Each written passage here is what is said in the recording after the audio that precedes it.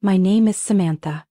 That morning I sat in the small kitchen, where sunlight streamed through the glass window onto the polished wooden table. The familiar coffee cup was still warm in my hand, but its bitterness no longer woke me up like it used to. I ran my finger across the phone screen, my usual morning habit, checking work emails, some news, a few messages from my old friend group. And then it appeared, a short video, looping again and again. Natalie's radiant smile. My husband's cousin. Along with the clink of glass cups, the backdrop a sparkling luxury yacht deck under the sun. The caption hit me like a cold blade. The family is about to set off on the annual trip aboard Charlotte's Grace. So excited! Charlotte's Grace. The yacht named after my mother-in-law, Charlotte, and the pride my husband's family always mentioned at every gathering. A family trip? A tradition for nearly 15 years? But this time, I was clearly not in that picture. I blinked, the emptiness spreading from my chest. It took a few seconds before I was calm enough to open the next posts. The images appeared one by one. My in-laws, Charlotte and Donald, raising glasses in a toast. My brother-in-law, Sean, hugging a new girlfriend I'd never been introduced to. And Jeremy, my husband, standing there, smiling at ease, as if everything was right where it belonged. I stared at the screen, my finger frozen mid-scroll. Every message in the Miller family Connect and Love group was silent. No notification, not a single explanation for why I'd been left out. I sat still, the coffee in my cup completely cold. The silence in the kitchen now sounded like a scream. Not because I was excluded, but because I realized how long I had comforted myself, thinking everything was just a misunderstanding. That Natalie might have accidentally left me out of her birthday invite 3 years ago. That Charlotte was truly too busy to remind me about the Christmas party at the lake house. I thought of last Thanksgiving, when Jeremy promised to pick me up after his company meeting but never came, and I quietly had dinner alone in the apartment, pretending not to care when my mother called to check in. One by one, those moments came rushing back like a fierce wave. Charlotte's birthday dinner I only saw in photos after everyone had gone home. Natalie's pointed comment at a brunch. We always keep traditions for blood family only. I set the phone down on the table, my breath heavy. All these years, I had tried to fit in, to please, to endure every careless word or cold glance. The wind chime on the porch softly rang as the breeze passed through. I looked out the window at the clear blue sky stretching endlessly. I knew, from that moment on, things could not go on as before. I no longer sat there guessing, no longer waited for someone to speak up. Awakening is never sweet, but it is necessary. And I was awake. When Jeremy came home that afternoon, I was still at the table, a new cup of coffee gone cold again. He walked in, slightly surprised. You didn't go out? I looked up, my voice light but firm. Your family went on the yacht trip, didn't they? Jeremy froze, his eyes shifting away. The trip? Maybe Mom didn't get a chance to tell you? I didn't need to ask anymore. The answer was already in that evasive look. That evening, when Jeremy had fallen asleep on the familiar sofa, I sat alone in the office, the desk lamp's light casting sharp shadows on the papers. I opened my phone, my cold hands steady as I scrolled through my inbox. Not because I hoped for an apology, but because I wanted to see just how deeply the truth had been hidden. And then, it appeared. An email from the yacht rental company. A short subject line. Cabin cancellation confirmation, Charlotte's Grace. I opened it, my eyes scanning the content quickly. Cabin number 5 requested by Natalie Jones. Request time, 3 days ago? I took a deep breath. At this point, Natalie's pretense felt more ridiculous than ever. No more misunderstanding, no more oversight. This was orchestrated, and I had just reached the edge of my endurance. Before I could put down the phone, another message popped up, from Natalie herself. A message not meant for me but sent by mistake. Don't worry, it's done. Samantha won't be coming. Everything's handled. See you on deck. I sat still, eyes on the screen, letting the notification chime ring out once more and fade. Strange, I didn't feel the pain I thought I would, only clarity, as if the final pieces of the puzzle had fallen into place. I set the phone down, opened the bottom drawer of the desk. From deep inside, I pulled out the file I had kept for myself all this time. Inside was the purchase contract copy for Charlotte's Grace. Every figure, every signature clear. The person who paid the first deposit and covered the maintenance for 7 years? Me. My name right at the top of the ownership list, before Jeremy's. I flipped through the pages, transfer receipts from my account to the shipbuilder, email confirmations for the interior design I had painstakingly reviewed late at night. Just then, an email alert sounded. I opened my inbox. It had a message from the law firm Jeremy's family, usually used for handling assets. I frowned as I read the subject. Proposal to amend yacht ownership, Charlotte's Grace. The content was brief, but enough to make my blood run cold.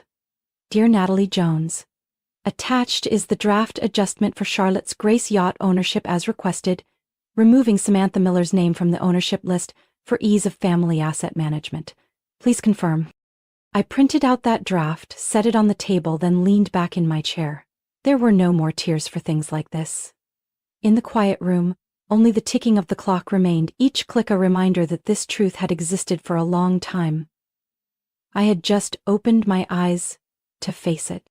I gathered every sheet of paper, every contract, every confirmation email into a hard file folder. I named it The Truth. Every document was arranged carefully, neatly, not a single sheet out of place. Finally, I opened my journal and wrote just one line. No one needs to validate my worth. Only I need to know it and protect it. That night, I didn't sleep. I sat by the window, looking out at the city under soft yellow lights. In the morning, the sun would rise as always, and I knew what I had to do. I would no longer wait for anyone to give me a place. I would claim it myself, inch by inch. Early the next morning, I stood by the window, watching the thin mist cover the city's gray rooftops. The house was still quiet, only the steady hum of the coffee machine coming from the kitchen. Jeremy was still asleep on the sofa, his breathing soft and heavy. I put on a long coat, opened my laptop, and booked a ride to the Miami marina where Charlotte's Grace was docked. I wasn't preparing for a vacation, I was preparing for the truth. Every document I needed was packed neatly in a black leather bag: the yacht purchase contract, transfer receipts, correspondence, the draft ownership amendment Natalie had secretly asked the law firm to prepare. Each paper, each number was a piece of the story they had tried to erase me from. I chose a simple navy dress, added a light-colored blazer. No flashy jewelry, no elaborate makeup. I wasn't going to please anyone. The ride took me along the coastal roads. The sea shimmered under the morning sun, each wave glinting like glitter on the water's surface. When the car stopped at the marina, I saw Charlotte's Grace from a distance, the spotless white hull, the deck sparkling in the sunlight. I pulled my leather bag beside me, each step steady on the wooden dock. As I drew closer, I saw them. Natalie in a floral maxi dress, holding a glass of wine, standing next to my mother-in-law. Charlene, who was laughing with a few guests. Jeremy was there too, standing a little apart. His face tensed, despite trying to hide it. The moment they saw me, it was as if time froze. The smile on Natalie's lips stiffened. Charlotte's eyes went wide with shock. A few guests turned, puzzled by what was happening. But I didn't stop. I walked straight to the gangway. A crew member in a dark navy uniform approached, bowing politely. "Welcome aboard, Mrs. Samantha. It's a pleasure to greet the owner on board." That greeting rang out clearly, not just for me but for everyone present. I glanced at Natalie. Her face was pale, her fingers clutching the wineglass so tightly I thought it might shatter. I met his gaze, my tone steady. "Thank you. Please allow me to board." "Of course, ma'am." I stepped onto the deck, leaving behind stunned faces and hushed whispers. The sea breeze blew gently, carrying the scent of salt and mist.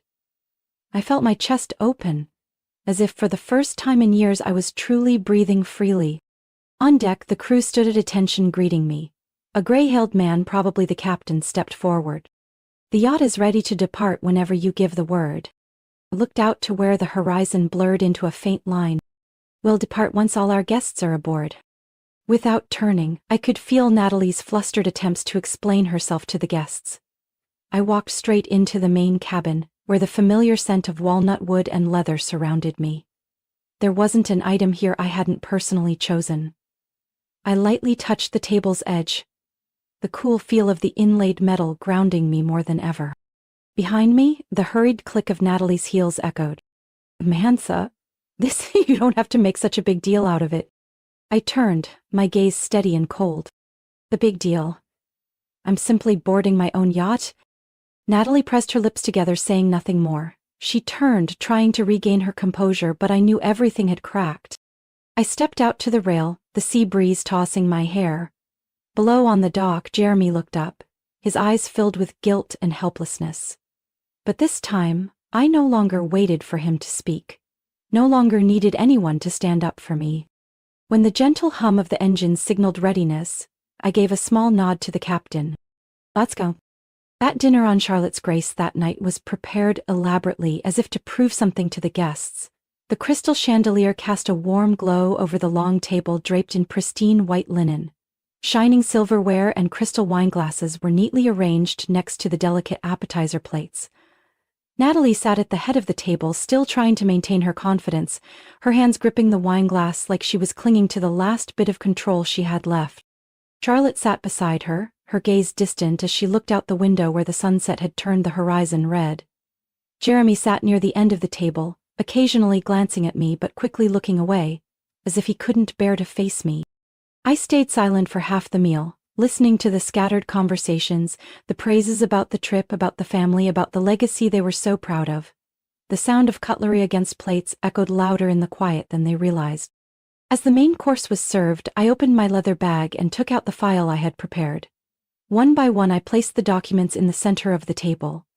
The yacht purchase contract with my signature and name listed as the main investor, the receipts for the full deposit transfer, the email confirming the design and interior completion, and finally, a copy of the recording of the call between Natalie and the law firm where she had tried to have my name removed from the ownership list. No one said anything. The unfinished conversations fell silent. Their eyes shifted from the documents to me, then back to Natalie. Even softly spoken, my words rang out with clarity. I think it's time the truth was placed on the table, along with this dinner. Natalie froze, her face pale, the forced smile completely gone. Samantha, you misunderstood. This was just a technical issue. There was no bad intent. I looked her straight in the eye, not with anger, just a quiet that made her lower her gaze. A technical issue? When you asked to have me removed from ownership of an asset I created? When you mistakenly sent that message saying I wouldn't be coming? When you canceled the cabin I had booked and told everyone it was a mix-up? The tension rose. Every eye was on Natalie. Charlotte's lips moved, but no words came out. Jeremy finally spoke, his voice hoarse. Samantha, I didn't know about this. I turned to him, my expression steady. Then why didn't you ask? You were right there, when they talked about me, when they held gatherings I was never invited to. He fell silent, head bowed, his hand clenched into a fist on his thigh. For the first time, I saw real shame in his eyes. Some guests began whispering, their murmurs unable to hide their unease. One of Jeremy's cousins cleared his throat and said, as if to ease the tension, "Maybe we should hear Samantha out completely." Their words pierced the false front they'd worked so hard to hold up. I carried on, my tone as calm as ever. I no longer need permission to speak. All these years I stayed silent, thinking I was keeping the peace, thinking that if I were kind enough, they'd acknowledge me. But today, I'm not sitting here asking for acceptance. I'm here to remind you, the truth can't be erased by lies. Natalie opened her mouth, but only shallow, ragged breaths came out. Charlotte set her napkin on the table, her hands trembling slightly. I didn't know Natalie would take it this far. I looked at her, my gaze no longer blaming, just weary. You don't need to say anything else, Charlotte. Everything is here right on the table. Jeremy stood up as if to speak, but only sighed, his eyes filled with regret. I should have spoken up long ago. I said nothing. I simply collected the papers, each sheet a reminder of what I had built despite them. I placed the file back in my bag, looked at everyone one last time, my voice soft but firm. This dinner doesn't need me to end it, the truth already has. Then I left the table, stepping out onto the deck. The night breeze blew through my hair, the sea continued to murmur, indifferent to the falsehoods people could create. That night I remained alone on the deck, the city lights in the distance twinkling like a strip of stars sinking into the night sea. No music, no praise, only the gentle sound of waves against the hull. I rested my hand on the cold railing, breathing in the salty air deeply. Inside the main cabin, dinner ended in awkward silence. I could hear chairs scraping back hastily, disjointed farewells, hurried footsteps searching for excuses to leave. No one dared mention what had happened. No one knew what to say to cover the gap that had just opened between them and the truth. My phone vibrated softly. A message from Callista, a friend from college, now a freelance journalist. She had always been perceptive, and it seemed she had been following what happened through the scattered livestream clips Natalie had posted earlier. Sam, I just published it. They can't keep hiding it anymore. The article's being shared like crazy. I opened the link Callista sent. The headline appeared clear and without flashy words. The woman they tried to erase. The truth behind a stolen legacy. Callista wrote with a sharp but fair pen. She recounted what had happened. The quiet ways I was excluded from family events. The effort to erase my name from the assets I had built with my own hands. The secret phone calls. The calculated ownership drafts. Below the article, hundreds of shares appeared in less than an hour. Comments poured in. The story feels so familiar, like what I went through. Not blood, but truly the one with heart and contribution. People stay silent when there's nothing left to say. She chose silence and the truth spoke for itself. I scrolled through each comment, not seeking defense, but to see myself through the eyes of strangers. People who knew me only through a few lines, yet saw what Jeremy's family tried to hide. The next morning, the atmosphere on the yacht was suffocating. Natalie was no longer posing for pictures, no longer live-streaming wine toasts. She avoided my gaze, and even the gaze of those who once surrounded her with flattery. Charlotte sat in the reading room, silent behind the half-closed door. Jeremy found me on the deck, his look weary. "Ha ha ha, it's all out there now, isn't it?" I took a moment, my gaze fixed on the sea, my voice low but steady as I answered. The truth doesn't need anyone to guard it. It finds its own way. He nodded, like a man finally understanding what he should have seen long ago. Later that day, Callista messaged again. "Sam, a major media outlet just contacted me to reprint the piece. You won't be hidden in the shadows anymore." Natalie had no defense left. The comments, posts, and hashtags calling for fairness for me flooded the internet. The truth was loud enough. I didn't have to say anything more. My silence became the weapon they hadn't expected. The one that shattered Natalie's perfect facade, piece by piece. That evening I passed through the main lounge where Natalie sat frozen, her eyes hollow, staring at nothing. On the table in front of her, her phone screen flashed with endless notifications. She looked up when she saw me, as if to speak, but only lowered her face, her voice nearly gone. "You've won." I stopped, my gaze calm, no anger left. I didn't need to win, I only needed to reclaim what was mine. In the days that followed, there were no more loud parties or lively conversations on the deck. Instead, there were long silences, avoided glances, apologies stuck in throats that no one had the courage to speak.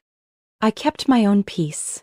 Each morning, I walked along the deck, looking at the vast open sea.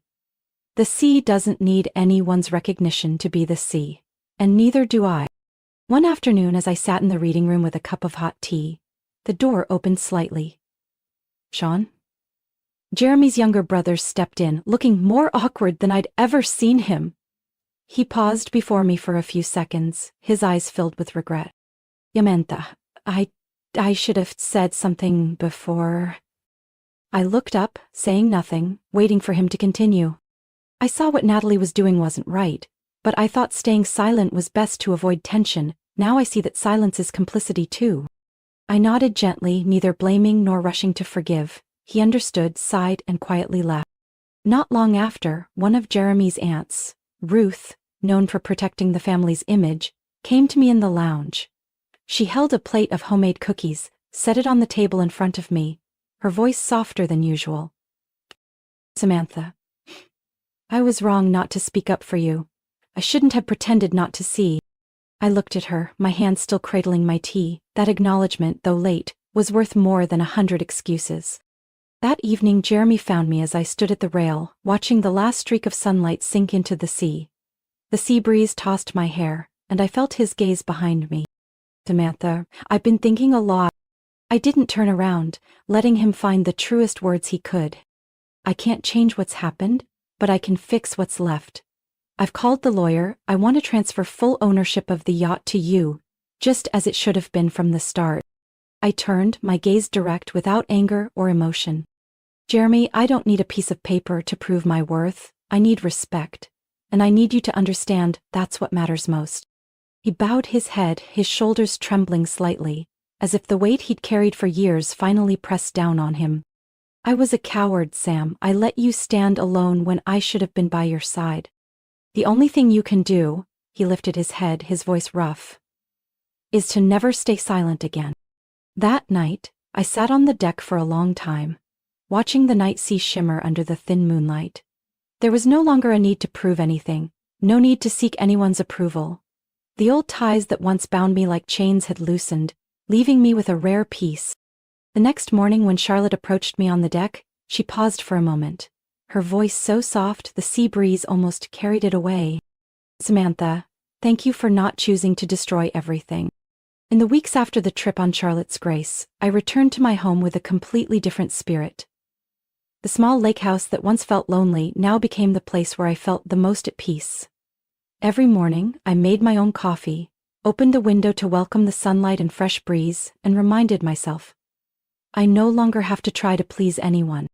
One weekend morning I decided to host a simple brunch, no flashy invitations, no endless guest list, just for appearances. I invited the people who truly saw me, who stood by me when I had nothing but myself. Callista arrived first, bringing a tray of warm fruit tarts, her eyes lighting up as she looked around the familiar kitchen. I knew it, Sam. You've always been someone who builds, not someone who asks permission to step in. Ronald, the lawyer who helped me protect what was mine, came next, carrying a bottle of homemade apple cider. He smiled. Now this is what a real family gathering looks like, Samantha. Maddie, the only cousin from my ex-husband's family I kept in touch with, gently set a basket of fresh flowers on the table. I owe you a thank you for teaching me to be braver. We sat around the wooden table on the porch, where sunlight filtered through the vine-covered trellis, dotted with tiny flowers. No one needed to perform. No one needed hollow praise. We simply talked about real things, work, dreams, simple but meaningful plans. No invitations went to Charlotte, Natalie, or anyone who held the title of family without truly standing by me. A small table with people who value what's real is worth far more than a lavish feast filled with empty chairs. At the end of brunch, after everyone had left, I received a message from Maya, Natalie's niece, a girl I had only met a few times at family gatherings. The message was short but sincere. "My Aunt Samantha, I know this might be sudden, but I'm getting ready to apply for a startup support program. Could I ask you to take a look and give me some advice? I admire how you built everything with your own hands." I stared at that message for a long while, then smiled. Maya had always been a quiet girl, her eyes bright and thoughtful in the middle of noisy parties. I replied right away. "Send it over, Maya. I'm happy to help." Her documents came just a few hours later, a small but heartfelt idea to open an organic bakery serving the student community near her school. The plan was still rough, but I could see the genuine effort in every line. I spent the whole evening reviewing it, making notes and suggestions. Not because Maya was Natalie's family, but because I saw my younger self in her hesitation, but determined heart. The next morning, I video called Maya. Her eyes sparkled with hope behind glasses that slipped slightly down her nose.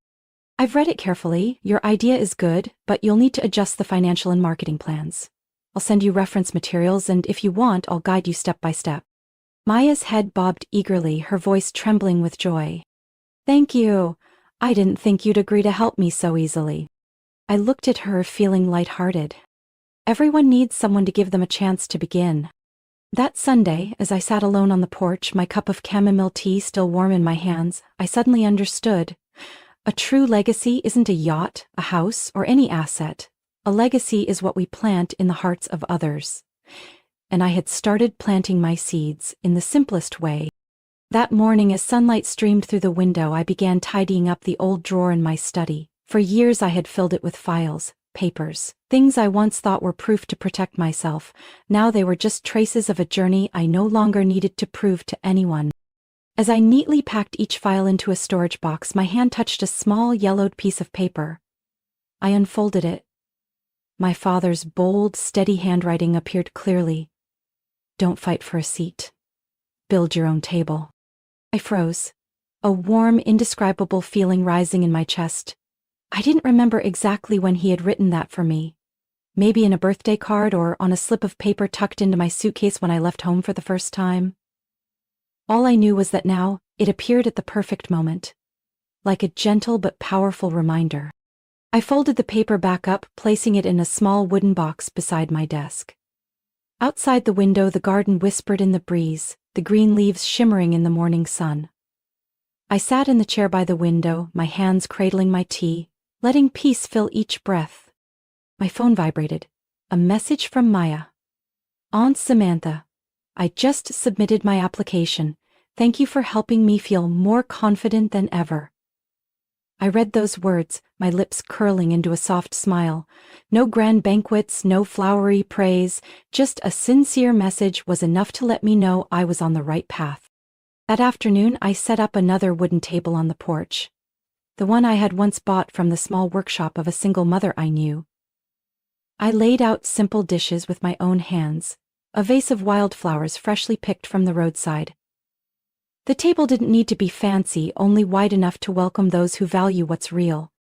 Callista stopped by, bringing a printed copy of the article about my story, now featured prominently in a respected magazine.